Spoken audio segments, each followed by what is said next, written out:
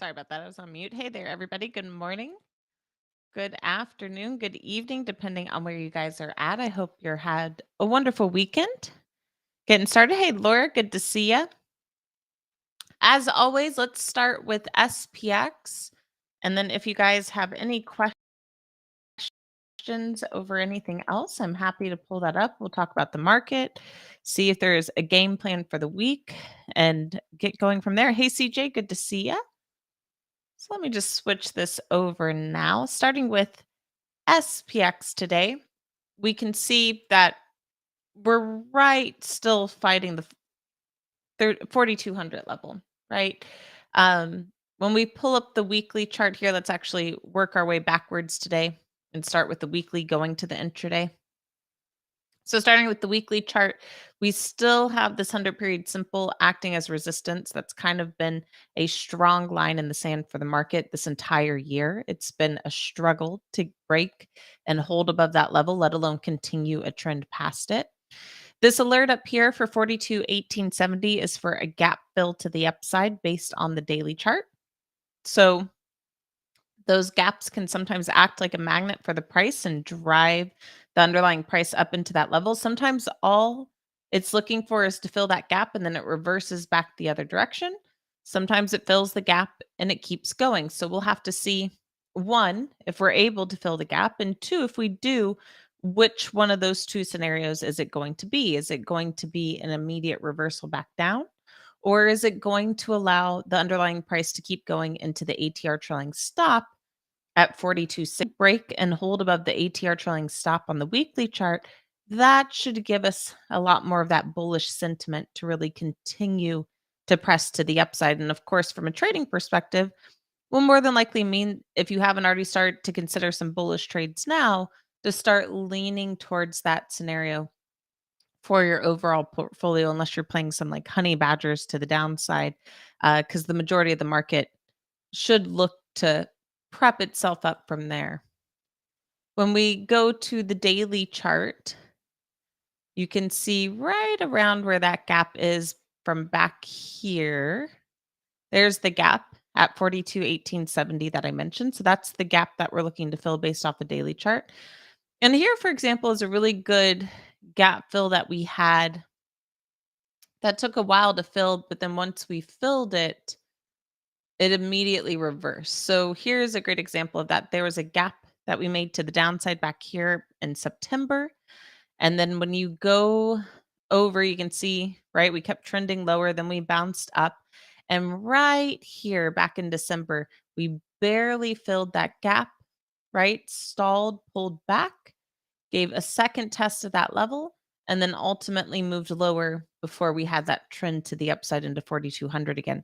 So this is a great example of where sometimes that gap acts like a magnet for the price. You barely go up and fill it, and then you get that reversal of direction back down. So it'll be interesting to see what happens. As from a daily perspective, we made a bearish divergent bar on Friday after hitting that 4,200 level. We technically followed through with a lower low today. The low from Friday was 41.80 and 20 cents. The low of today is 41.79 and 68 cents, right? So you can barely see how we followed through with that lower low. And then, of course, we're bouncing back up. We're actually attempting to make a bullish divergent bar. We can see that our Bollinger Bands are still open to the upside. We can see the bullish signal on the simple moving averages with the 10 above the 30 and both above the 100. We have the bullish momentum with room to move higher, bullish signal on the compound breakout tool, and a low compression squeeze. So certainly if we were to purely look at the daily chart, a lot of this looks like it really wants to continue to the upside and keep going. But like we talked about, we know that we have that big line in the sand at 4,200 acting as resistance. When we take a bigger picture look too, we know that 4,200 for the majority of this year has been acting as that price resistance level, whereas the big support level for the year has been 3,800. And then we've just been trading within a 400-point range. And certainly more recently, we've been trading in about like a 150-point range. So very choppy market from what we've seen this year. Laura's mentioning the 821 EMAs crossing bullish on the lower time frames on the 1, 2, and 5 minute charts. So let's take a look at those. And we do certainly have some of that bullish perspective from what I can see too. So on the 5 minute chart, the moving averages are still converged, but we are attempting to get some bullish signals on the compound breakout tool. We're trying to get momentum to build back up. It certainly helps on the 5 minute chart that all of our moving averages are below the underlying price currently. So that's showing that they're attempting to hold as a support level. From a 10-minute chart, we are stacked up. The 10 is above the 30 and both are above the 100. So that's an overall bullish formation. The same thing is true on the hourly chart. And on the hourly chart, we do have a bullish divergent bar here with the high of the day. So there is, with that print having printed, a good probability that we'll go back up to it, at the very least, test the highs of the day or potentially press higher before market close. The caution I have about pressing higher, however, comes from the Bollinger Bands. So, unlike back here, where we had the hourly squeeze firing to the upside, where we had room on momentum, right? Strong bullish signal, Bollinger Bands flaring open. Currently, we're kind of seeing the opposite of that on our other indicators. We have momentum pulling back. We have a more consolidating signal right now in the compound breakout tool. And our Bollinger Bands, even with the pressure that the price put on it this morning, they're still going more into consolidation. So the good thing is for bulls is, it's not anticipating a strong drop to the downside or a break of this support level down here around 4160-ish. But at the same time, it's not flaring open with that anticipation that it's going to give us a strong push higher either. So it once again is just going to show that we do have that some of that resistance that's kind of staying there at the moment, that at the very least the price is trying to pause, catch its breath before it attempts to continue higher overall. So just something to be mindful of. Um, if we do end up kind of with a choppy day like what we saw Friday, where the majority of the movement happened in the morning and then we stalled, good trade ideas for 0 day expirations would be things like credit spreads, unbalanced butterflies, something that benefits from the overall choppy narrative that has theta decay working in your favor without needing a strong directional move in order to lock in an overall profit. So, certainly some things to consider there. But that's overall what I'm seeing on SPX right now. Let's take a look at some other symbols and see if we can't get stuff going for our watch list for this week. Certainly, some of the things that I have been keeping an eye on my short dated watch list. Let me pull them up here and we can take a look together. Well, first of all, let's take a look at Apple, right? Apple's such a big component of the market and it is currently pulling back down into support. So it made a bearish divergent bar Friday, is pulling right back into the 10. Now, if the 10 period simple holds, this could actually be a place to try and reload for a quick bounce back to the upside. The issue I've had with the current level is this 4175 has been kind of acting as a price resistance level. It's also a psychological level with it ending in 7.5. And so you can see we went up, we tested that on the 18th. For those of us in the mastery, we took a quick win there. That was pretty nice. The next day it did gap up, but you can see it pulled back. And by the close of the day, we were still hanging on to that 4175 level. And I'm not a big fan of seeing that.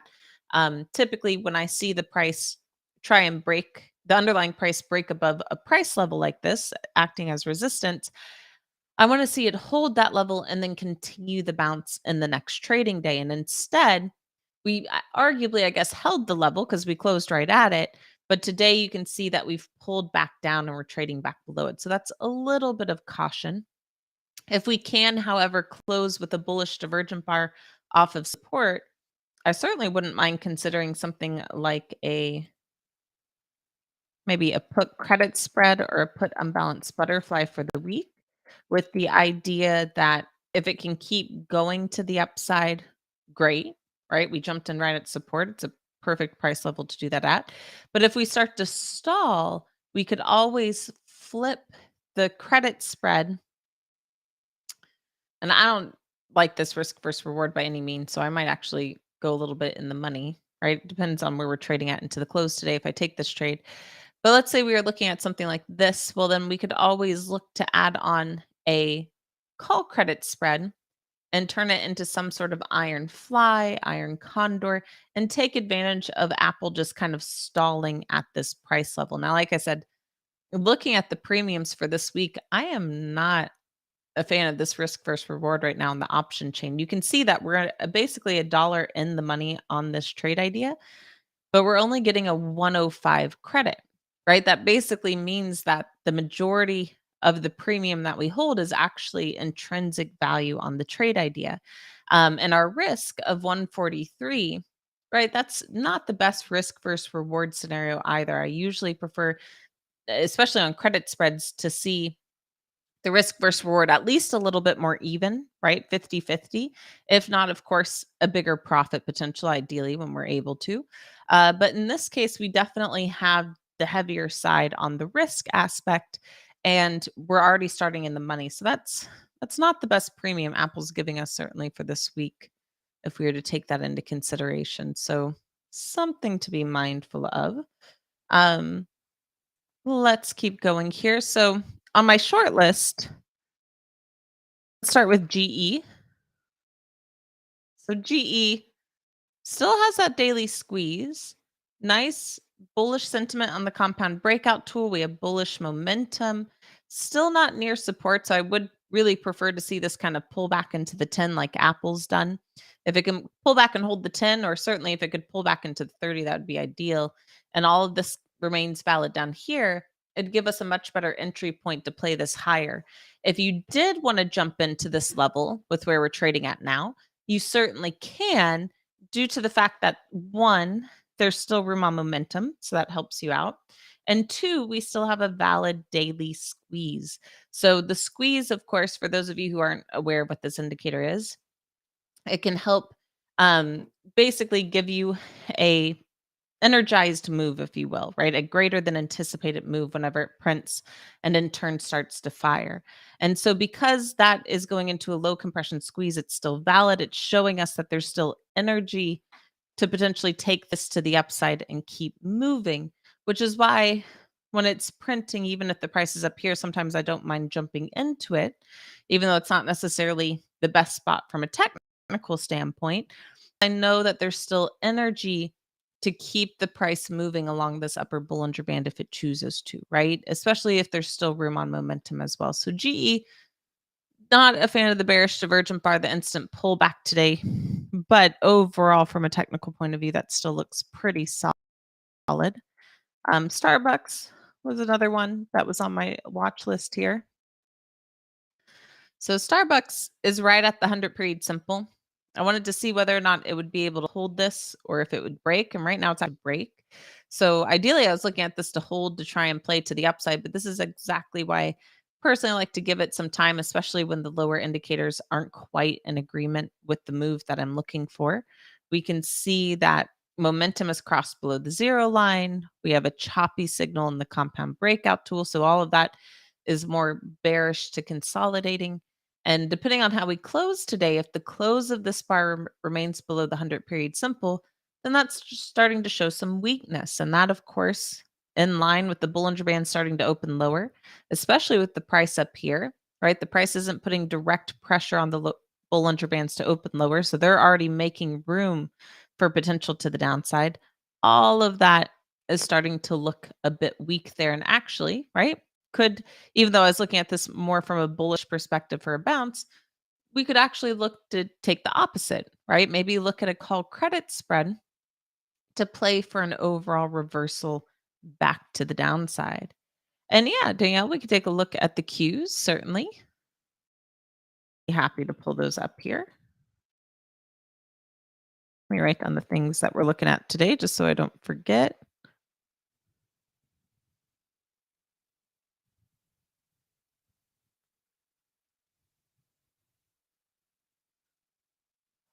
There we go. So for the cues, I mean, this has seen a beautiful move to the upside. This is a great example of a squeeze printing. It started to fire when the color dots, in this case, the purple dots turned back into green dots, right? That is the squeeze starting to fire. We had a great bullish signal back here that clued you in that you could have jumped into the upside if you're concerned about price resistance. You could have waited to confirm that we were starting to break above it before jumping in. All of this down here was still valid. You had rising momentum, still a bit more room on momentum left to go, of course. Bollinger Bands flaring open. So, I mean, from a momentum standpoint and from the compound breakout tool, there's still room to play to the upside, certainly. But we are starting to get onto our like what 6 bar of the squeeze firing. And usually a good rule of thumb for that is like 5 to 7 or 5 to 8 bars, I want to say, if I remember correctly, of the squeeze firing for it to continue higher. And so that might give you a little bit of pause from entering at this level, especially because once again, just like what we talked about with GE, it's nowhere near support. So it's really not the best entry to try it and play it to the upside. The only benefit is you do have a little bit more room on momentum to keep this going if it chooses to. Let's take a quick look at the weekly chart, make sure we're not running into weekly resistance. So we're not running into weekly resistance. Good news. The downside is momentum is getting very close to the top of the axis. So that's another clue that we could at the very least stall, maybe start to consolidate some that would allow momentum to reset. Or of course, we could start to pull back with the price. The other caution here from a weekly aspect is we are just now starting to break above the 100 period simple. So naturally, that's a bullish thing to see. But the caution there is we've been trending below the 100 in a bearish trend, right? And this is our first good attempt of breaking back above it.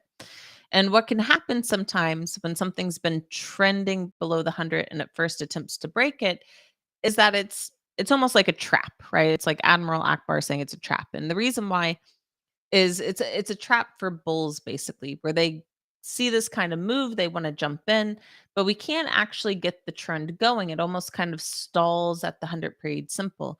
And so what we want to see if we want to be bullish on the cues is we really either want to see it continue to stair step up, or if it does pull back, we want to confirm that it holds the 100 as support and really gets a nice bounce off that level. If we can see that happen, then that's a good sign to buy in and continue to play bullish on the Qs and on NDX, of course, for the equivalent.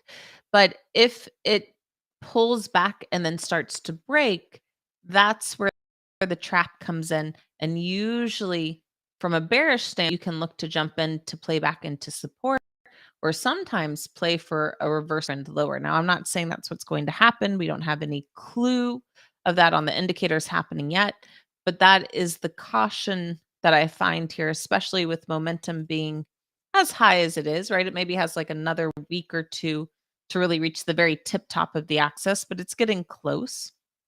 And then, of course, when we compare that to the daily chart, already having had a great run, this too still has a little bit more room left.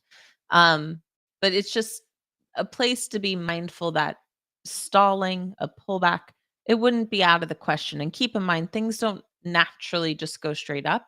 Even on this strong bounce to the upside that we had here off the lows at 250, 260-ish range, right? You can see that we still had pullbacks into the 10 period simple before the next leg higher, if you will. So ideally, for those of us who aren't in the trade yet, right, that's what we want to see is a pullback into the 10, that 10 holds support, and then we could look for the bigger move to the upside. Or we can try and look for names that aren't setting up quite that way yet. So another one that I do want to take a look at for today that I think could be an interesting setup for an earnings trade this week is MDT. Let's take a look at that this morning. Hey, Ari, good to see you. So MDT has earnings later this week. Bollinger Bands are getting very tight on this. So when the Bollinger Bands start to form like a lobster claw, right, which is almost how this looks when they come together, it usually means that there's a squeeze setting up, which you can see here, right? There's the squeeze. And what can happen is you usually don't stay within that consolidated range very long, right? Because it's so much of a pinch. So if you imagine a lobster pinching you, right? It's not like the lobster hopefully doesn't stay on. You're going to freak out. Lobster will open its claws. And in turn, right, you'll go away. And so if the visual of that for the underlying price is when the Bollinger Bands start to open up, the price is going to start running one direction or another. And of course, our guess is which way is it going to go, right? Is it going to go up or is it going to go down? Certainly, when I look at everything from a technical point of view as of right now, I'd be leaning towards the upside. And the reason why is we have a bullish signal in the compound breakout tool. Our momentum has had a great reset towards the zero line, but it hasn't crossed below it. So overall, the bars being above the zero line adds to that bullish aspect. But now there's room for momentum to go back to the upside, right? We're not at exhaustion levels anymore like we were here. And here's a great example of exhaustion where the bars ran to the upside, the price ran up, and then we hit exhaustion. The price started to stall, got a little bit of a pullback, and that allowed momentum to reset. So that's what we want to be cautious of on the cues to have that potential of happening. Notice it doesn't need a sharp pullback in order to reset. Sometimes it will just stall. And so this is already stalled. So we've already had the reset that we're looking for. The overall moving averages are still in a bullish trend. So all of this would usually have me looking to play this squeeze to the upside. The caution around this is earnings, right? Earnings is unpredictable. It can really change the narrative of a chart just depending on if they hit or miss the numbers, or what their outlook is. And keep in mind, it really doesn't matter if they hit or miss. Like, obviously, from a company point of view, it does. But from a trading point of view, the only thing we care about as traders is the market reaction, right? The market is an emotional beast, and we as traders just look to play really people's emotions off what they're seeing and what they're hearing. And so because earnings can be one of those cases where numbers can come in good, right? The outlook can be good, but the market could still react negatively because maybe it's not as good as what they wanted to see. In turn, that could cause things that naturally look pretty bullish like this to all of a sudden get a strong drop to the downside. So MDT was one that we were looking at last week in the mastery that I would not mind taking a look at again for today. And it looks like we kind of did the right thing by maybe holding off, at least as of right now, going into because we looked at potentially putting this on Friday and we decided to hold off from it because earnings isn't until the 25th before market, which is, I believe, Thursday. Let me double check that. Yeah, Thursday before market. So basically, for the earnings reaction, if we play it with this week's expiration, we only really Thursday and Friday to see how that reaction is to ideally lock in a profit. So when we look at a trade sitter here, what I personally like to do is if I think earnings could have a strong volatile move, but I'm uncertain which way it could go, is I play both directions. I play both something on the call side and both something on the put side. That way I don't have to be right on the directional move, meaning even if right now I think all of this is bullish, I don't have to just choose the bullish side to be right. If, like I said, this disappoints in any way, I can still look to play it to the downside and benefit off that kind of directional move. Um, and so we could just go slightly out of the money right now. The anticipated range for MDT is 252 for the week. We're trading at about 89.68, so just shy of 89.50, let's say. We'll round down. So that means a move to the upside would be around 91 to 92-ish. And a move to the downside, of course, 250 lower would be around 87. So you can see that's kind of right where I have my strike set up at 87 and 92, with the idea that if we did get a stronger gap move, that at the very least stayed within the anticipated range, if not moved past it, which isn't uncommon when we have a volatile move happen on earnings. Then we can at least ideally look for a break even, if not a profit. Now, currently, if we keep with the two longs, it's costing us about $1.10. The plus side to doing two long strikes is there's no limit on the profit potential necessarily, right? If we really start to sell off strongly, it's not really limiting the put side for getting a nice profit. Vice versa, if this squeeze does end up firing to the upside and we try and work our way up to 100, I'm not saying that's going to happen, but if we start to work our way up strongly, It definitely doesn't limit the profit potential on the call side. The downside to doing this, though, is let's say we get kind of a pop move, but it stalls at the money. Well, we know theta decay, unfortunately, is going to be an issue because the option premium on this prior to earnings usually builds up, right? It's a little surprising like that. Typically, as you get closer to the expiration date, the option premium on out of the money strikes decrease. It causes them to become cheaper because there's less of a probability that the price is going to move as much in order to hit those strikes or put them in the money. The difference around earnings is, though, is the uncertainty about this news event. And so what happens is due to the uncertainty around the event, it either maintains the premium pretty well, or sometimes you can actually see the option premium build up, meaning that it gains value going into the announcement. So that way you're paying a lot more basically to jump into the trade idea. And then if the big move happens, right, you'll be in favor of it. But if it doesn't, you basically paid more for a trade that's going to stall. So something to be mindful of, certainly.